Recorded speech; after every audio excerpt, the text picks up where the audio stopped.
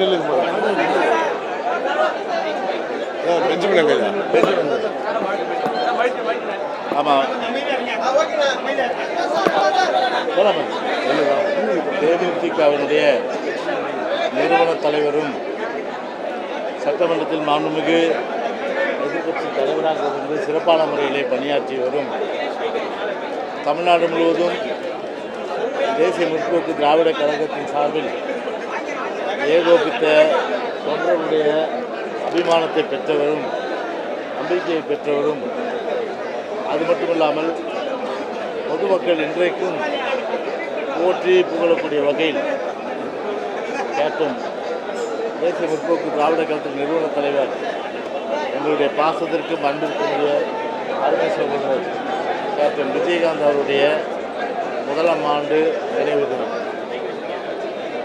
இது ஒரு குரு பூஜையாக இன்றைக்கு தேசிய முற்போக்கு திராவிட கழகம் ஏற்பாடு செய்து எங்களுடைய கழகத்துடைய பொதுச் செயலாளர் அவர்களுக்கு முறைப்படியான அழைப்புதல் கொடுக்கப்பட்டு அந்த அடிப்படையிலே கழக பொதுச் செயலாளர்கள் சார்பில் அனைத்து இந்திய அண்ணா திராவிட முன்னேற்ற கழகத்தின் சார்பில் இந்த குரு பூஜையிலே கலந்து கொண்டோம். நம்முடைய கேப்டன் சார், அதாவது நம்முடைய விஜயகாந்த் அவர்களுடைய சகோதரை பற்றி நான் குறிப்பிடணும்னு சொன்னால் 3 விஷயம் நான் நேரத்தில் பேசினோம். ஒன்று, சட்டமன்றத்தில் நான் பேரவைத் தலைவராக, அதாவது சபாநாயகர் என்ற காலகட்டத்தில் அன்றைய தினம் மாண்புமிகு எதிர்க்கட்சி தலைவராக இருந்து இந்த பணியாற்றியது. இரண்டாவது, இதே புரட்சி தலைவி அம்மா அவர்கள் அன்றைக்கு நம்முடைய அதாவது மனித உரிமைகள் ஆணையத்தினுடைய தலைவரை நியமிக்கவும், அதே போன்று information commissioner, public information commissioner இதை நியமிப்பதற்கு எதிர்க்கட்சி தலைவரும் அதில் உறுப்பினர் என்ற அடிப்படையிலே அவர் அன்றைக்கு அவருடைய அந்த நிலைப்பாடு. அது மட்டும் இல்லாமல் பேரவை காலத்தில் அவர் எப்படி நடந்தார் என்பதை இந்த நேரத்தில் கண்டிப்பாக நினைவு கூர்ந்தாக வேண்டும். பொதுவாகவே ஒரு பேரவைத் தலைவர் என்பது விருப்பு இல்லாமல் இருக்க வேண்டும். ஆனால் இன்றைக்கி இருக்கிற பேரவைத் தலைவர் அப்படி இருக்காரான்னா கண்டிப்பாக கிடையாது. ஆனால் அன்றைக்கு இதே புரட்சி தலைவர் அம்மா அவர்கள் பேரவைத் தலைவராக அன்றைக்கு என்னை பணியாற்ற அனுமதித்த போது அன்றைக்கு விருப்பு இல்லாமல் எல்லோருக்குமே அந்த வாய்ப்பு அளித்தோம். குறிப்பாக கேப்டன் அண்ணன்கிட்ட, அதாவது விஜயகாந்த் அண்ணன் என்ன பிடிச்சதுன்னா, ஒரு கோபம் இருக்கிற இடத்துல தான் ஒரு குணம் இருக்கும் என்று சொல்வார்கள். பொதுவாகவே பார்த்தீங்கன்னா அவ்வளவு ஒரு இலக்கிய குணம், அதாவது பிறருக்கு அட்ஜஸ்ட் பண்ணுற அந்த ஒரு பண்பாடு அவருக்கு நான் பார்க்குறேன். பொதுவாகவே எதிர்க்கட்சி தலைவர் என்னும்போது அவருக்கு நேரம்லாம் நம்ம சொல்ல முடியாது. இப்போ இருக்கிற பேரவைத் தலைவர் எதிர்க்கட்சி தலைவரே பேச விடுறதில்ல, அது வேறு விஷயம்.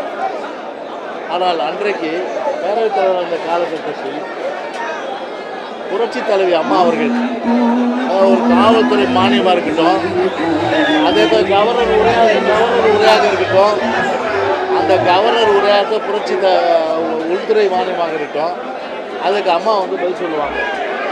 அப்படி பதில் சொல்லும்போது பொதுவாக அம்மா பார்த்தவர்களில் ஒரு நேரங்காலம் பார்க்குறவங்க, குறித்த நேரத்தில் ஆரம்பித்து குறித்த நேரத்தில் முடிக்கணும்னு. இது எனக்கு தெரியும். அப்போது ஒரு குறிப்பிட்ட நேரத்தில் ஆரம்பித்து குறிப்பிட்ட நேரத்தில் முடிக்கும்போது அன்றைக்கி ஃப்ரண்ட் லைனில் இருக்கிற லீடர்ஸில் பொதுவாக பார்த்தா எதிர்க்கட்சி தலைவர் கடைசியாக பேசணும். அது எதிர்க்கட்சி தலைவர் கடைசியாக பேசும்போது அவர் எவ்வளோ நேரம் வேணால் எடுத்துக்கலாம். ஆனால் பேரவைத் தலைவருக்குள்ள கஷ்டம் என்னென்னா, அம்மாவை குறித்த நேரத்தில் நாங்கள் பேசுறதுக்கு நான் அழைக்கணும். அப்போ என்னுடைய அறைக்கு, பேரவைத் தலைவருக்கு கேப்டன் அண்ணனை வர வைப்பேன். நான் கொஞ்சம் வாங்க அப்படின்னு அவர் வருவார். என்ன சார் தான் கூடுவார், நான் அண்ணன் கூப்பிடுவேன், அவர் என்ன சார் தான் கூப்பிடுவார். கூப்பிட்டு நான் சொல்லுவேன், இந்த மாதிரி அம்மா பொறுத்தவரையில் ஒரு 11 மணிக்கு ஆரம்பிக்கணும்னு நினைக்கிறாங்க. அந்த டைம் கொஞ்சம் ஒரு 11:30 வச்சுங்களேன், 11:30 மணிக்கு ஆரம்பிக்கணும்னு நினைக்கிறாங்க. ஆனால் நீங்கள் தான் கடைசியாக பேசுவீங்க, அதனால் உங்களுக்கு எவ்வளோ நேரம் வேணும்னு கேட்பேன் முதல்ல. ஆனால் அவர் நினச்சிருந்தா சொல்லலாம், என்ன சொல்லலாம், அதெல்லாம் என்னை கட்டுப்படுத்த முடியாது. நான் எதிர்க்கட்சி தலைவர், நான் எவ்வளோ நேரம் வேணாலும் பேசுவேன், நீங்கள் எப்படி என்னை கூப்பிடலாம், என்னை நீங்கள் வந்து இந்த கருத்து சொல்லலாம். ஆனால் அவர் சொல்லவே இல்லை. இது ஒரு பெரிய ரகசியம் நான் சொல்கிறேன். உடனே என்ன சொன்னார் தெரியுமா? ஸ்பீக்கர் சார், அதுக்கு என்ன நீங்கள் எப்போ சொல்லி நான் முடிக்கிறேன்? இல்லை உங்களுக்கு உரிய அந்த நேரம் எவ்வளோ தேவைன்னு சொல்லுவேன். 1/2 மணி நேரம் போதும் அப்படின்னாரு. அந்த 1/2 மணி நேரத்துக்குள்ளே நான் முடிச்சிருங்க. அப்போ அதுக்கேற்ற மாதிரி நான் வந்து 1/2 மணி நேரம் ஒதுக்கி அவரே சொல்ல ஒரு ஐடியா. நான் வந்து கொஞ்சம் அப்படியே பேச்சு இழுத்துட்டு போகும்போது எனக்கு ஏதாவது ஒரு சிக்னல் கொடுங்க அப்படின்னு வருவார். அப்போ வந்து என்ன பண்ணுவேன்னா, முடிக்கிற மாதிரி இருக்கும்போது கொஞ்சம் ஏதாவது ஒரு சிக்னல் நான் காமிப்பேன். பக்கத்தில் இருக்கிற எதிர்கட்சி தலைவர்கிட்ட எதிர்கட்சி துணைத் தலைவர் சொல்லி கொஞ்சம் அப்படி சொல்லுங்கன்னு சொல்லிட்டு கரெக்டாக வந்து முடிச்சிடுவார். அது வந்து என்னால் நிச்சயமாக அந்த ஒரு சூழ்நிலையை மறக்க முடியாது. அம்மாவும் கரெக்டாக மாண்புமிகு முதலமைச்சர் அவர்கள் இப்பொழுது பதிலுரை வழங்குவார் சொல்லிட்டு கரெக்டாக முடிச்சிடும். ஸோ எவ்வளோ பெரிய கோஆப்ரேஷன். ரெண்டாவது, இந்த ஹியூமன் ரைட் கமிஷன், அதே போல் இன்ஃபர்மேஷன் கமிஷனருக்கு செலெக்ஷன் பண்ணணும். அதில் எதிர்கட்சி தலைவருடைய பங்கு. அம்மா தான் வந்து சிஎம் அடிப்படையில் தலைவர், நான் ஒரு உறுப்பினர், 3 பேர் தான்.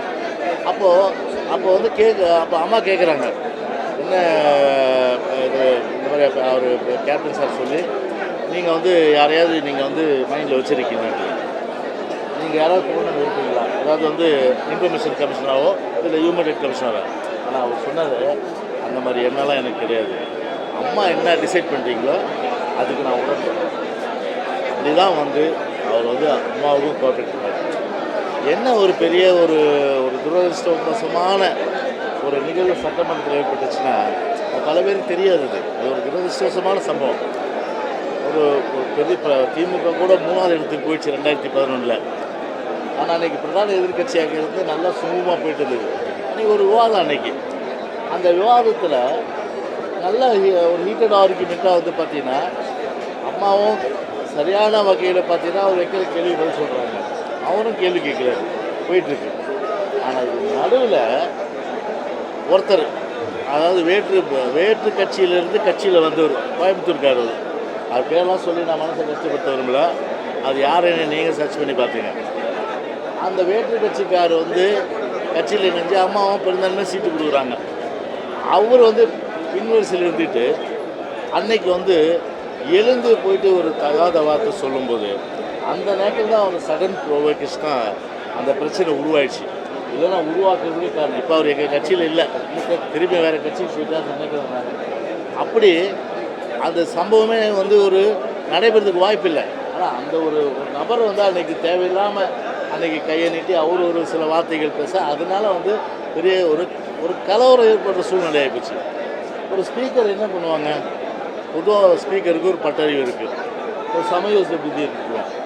அந்த வகையில் பார்த்தோம். இது வேறு வழி இல்லை. இது நம்ம அலோவ் பண்ணோம்னா சட்டமன்றமே ரத்த கலரியாகும், பல பிரச்சனைகள் உருவாகும் அப்படின்னு சொல்லிட்டு வேறு வழி இல்லாமல் எதிர்கட்சி தலைவர் உட்பட, அதாவது தேமுதிக சட்டமன்ற உட்பட அத்தனை பேருமே வெளியேற்றோம். அது வந்து எந்த ஒரு உள்நோக்கமும் கிடையாது. ஆனால் அன்னைக்கு அந்த சட்டமன்ற உறுப்பினர் வந்து அன்னைக்கு சொன்னதை வச்சு அதை பேஸ் பண்ணி அன்னைக்கு வந்து தகராறு உருவாகி அது வெளியேற வேண்டிய ஒரு கட்டாயம் ஆகிப்போச்சு. அந்த மாதிரி பார்த்தா அப்போ கூட பின்னாடி வந்து பண்ருட்டி ராமச்சந்திரன் அவர் வந்து ஒரு கட்டத்தில் என்னை பார்க்கும்போது கூட சொன்னார், தம்பி, ஆஸ் அ ஸ்பீக்கராக நான் அப்சர்வ் பண்ணுறதில் நீங்கள் எடுத்த முடிவு தான் சரி. நீங்கள் அந்த நேரத்தில் நீங்கள் வந்து எந்த முடிவும் அந்த முடிவு வந்து வெளியேற்றலைனாங்களா இல்லை பல பிரச்சனைகள் வந்து சட்டமன்றத்தில் 2 தரப்புக்கும் உருவாகிருக்கும். ஆனால் சமயோசிதமாக நீங்கள் அதை செஞ்சீங்க, வேறு வழி இல்லை, நீங்கள் செஞ்சது கரெக்டுன்னு சொன்னார். அதனால் அதெல்லாம் இன்றைக்கி வந்து நினைவுக்கு வந்து அவர் வந்து ஒரு எங்களுடைய அம்மாவுக்கு வந்து எந்த அளவுக்கு வந்து கோஆப்ரேட் பண்ணார், சட்டமன்றத்துக்கு கோஆப்ரேட் பண்ணார். அந்த வகையில் எதிர்கட்சி தலைவராக வந்து தனது பணியை சிறப்பான முறையில் ஆற்றியவர். தொகுதிக்கு பொறுத்தவரை பார்த்தீங்கன்னா இன்றைக்கும் வந்து பார்த்தீங்கன்னா இந்த தொகுதிக்கு அன்றைக்கி வந்து பல கேள்விகளை வருவார் என் ரூமுக்கு, ஸ்பீக்கர் சார் இந்த கவனிப்பு தீர்மானம் வந்து எடுத்துங்க, இதை வந்து அவசர வினாவாக எடுத்துங்க அப்படி சொல்லும்போது எல்லா வகையிலையும் நாங்கள் அந்த ஒத்துழைப்பு கொடுத்தோம். ஆனால் எதுக்காக சொல்கிறோம், அந்த அளவுக்கு மக்கள் பிரச்சனைகளில் அதிகமான அளவுக்கு ஒரு முன்னுரிமை கொடுத்து, ஸோ அந்த வகையில் வந்து ஒரு சிறந்த சட்டமன்ற உறுப்பினராக, ஒரு சிறந்த எதிர்கட்சி தலைவராக, ஒரு சிறந்த கட்சி வழிநடத்துகின்ற தலைவராக, அவருடைய வந்து தொண்டர்களை எல்லாம் கூட கட்டி அரவணைக்கின்ற ஒரு நல்வழிப்படுத்துகின்ற ஒரு தலைவராக இருந்து அவர் வந்து மறைந்தது என்பது காலத்தினுடைய எல்லா காலம் வந்து ஏற்றுக்கொள்ள முடியாத ஒரு செயலாகத்தான் நிச்சயமாக கருதுகிட்டு, எனவே அந்த வகையில் தான் இன்றைக்கு அனைத்து இந்திய அண்ணா திராவிட முன்னேற்ற கழக சார்பில் அவருக்கு புகழஞ்சி செலுத்த வேண்டும் என்ற வகையில் இந்த கழக பொதுச்செயலாளர் சார்பில் இன்றைக்கு குரு பூஜைக்கு அந்த நிகழ்ச்சியில் இன்றைக்கு கலந்து கொண்டோம் என்பதை தெரிவித்துக் கொள்கிறோம். இன்னைக்கு நடைபெற இந்த பேரணி காவல்துறையால் மறுக்கப்பட்டிருக்கு.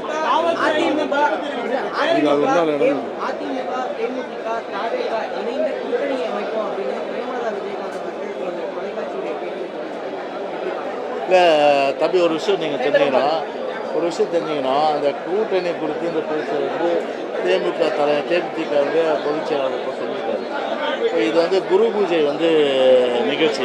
ஸோ இந்த நிகழ்ச்சியில் வந்து அரசியல் நிகழ்வு பேசுறதுல அவ்வளோ சொல்லியிருக்காரு. ஆனால் நீங்கள் கேட்டீங்களா கேள்வி? காவல்துறை மறுப்பு தெரிவித்து அதுதாங்க இப்போது ஒரு சேடிஸ்ட் அரசாங்கம் வந்து திராவிட முன்னேற்ற கழக அரசாங்கம் காவல்துறையை வந்து குறை சொல்லணும். காவல்துறை வந்து எல்லாமே வந்து பந்தோபஸ்ட்லேருந்து ப்ரொடெக்ஷன்லேருந்து அரேஞ்ச்மெண்ட்டுக்கு ஏற்பாடு பண்ணுறது எல்லாம் கொடுக்க முடியுது. ஆனால் சுவிட்ச் எங்கே இருக்குது? சுவிட்சை போட்டால் தான் லைட் எரியும். சுவிட்சு ஸ்டாலின் இருக்குது அப்படியே முடியா அப்படின்னு அவர் இறந்தப்போ பொதுச் செயலாளர் நாங்கள்லாம் வந்தோம். எவ்வளோ கஷ்டங்க, மிதிச்சு தள்ளிட்டாங்க. அப்போது ஒரு யாருடைய பொறுப்பு? அரசு உள்துறை கையில் வைத்திருக்கின்ற ஸ்டாலினுடைய பொறுப்பு இது. அவர் என்ன பண்ணிருங்க, உள்துறை செயலாளர் வச்சு லட்சம் மக்கள் வருவாங்க, ஒரு கூட்டம் வந்து நம்ம முறைப்படுத்தி அரேஞ்ச் பண்ணோம். அதுக்கு வேண்டிய ஏற்பாடு செய்யணும். அது பெரிய அளவுக்கு விமர்சனங்கள் பத்திரிகைகள் வந்த பிறகு தான் மறுநாள் வந்து பார்த்தீங்கன்னா அந்த ஏற்பாடு பண்ணாங்க. முதல் நாள் அந்த ஏற்பாடு பண்ணல. முதல் நாள் நாங்கள் உடனடியாக வந்தோம். பூச்சார் நாங்கள்லாம் அவ்வளோ சிரமப்பட்டோம். சரி, அது ஒரு பக்கம் இன்றைக்கி வந்து விமர்சனத்துக்கு ஆளாச்சு. அவருடைய மரணத்தில் ஒரு ஏற்பாடு பண்ணல. அவருடைய கைடன்ஸில் ஸ்டாலினுடைய கைடன்ஸில் போலீஸ் இன்ஆக்டிவாக ஆகிப்போச்சு. இப்போ இன்னைக்கு லட்சம் தொண்டர்கள் வராங்க தமிழ்நாடு முழுவதும். ஒரு முறைப்படுத்துகிற அந்த வேலையை இன்றைக்கி ஏன் ஸ்டாலின் உள்துறை கையில் வச்சுருக்காங்க? ஒரு உள்துறை செயலாளரை வச்சு ஒரு கூட்டம் போட்டு தேசிய முற்போக்கு திராவிட கழக நிறுவன தலைவர் இங்கே குரு பூஜை நடத்துகிறாங்க. அவ்வளோ பேர் லட்சம் மக்கள் வருவாங்க. ஒரு ஏற்பாடு பண்ணணும்னு சொல்லிட்டு அவர் சொல்லியிருந்தாங்கன்னா காவல்துறை வந்து என்ன பண்ணியிருக்கோம்? இன்றைக்கி முழுமையான அளவுக்கு காவலர்கள் இறக்கி விட்டு ஒழுங்குபடுத்தியிருக்கோமா இல்லையா?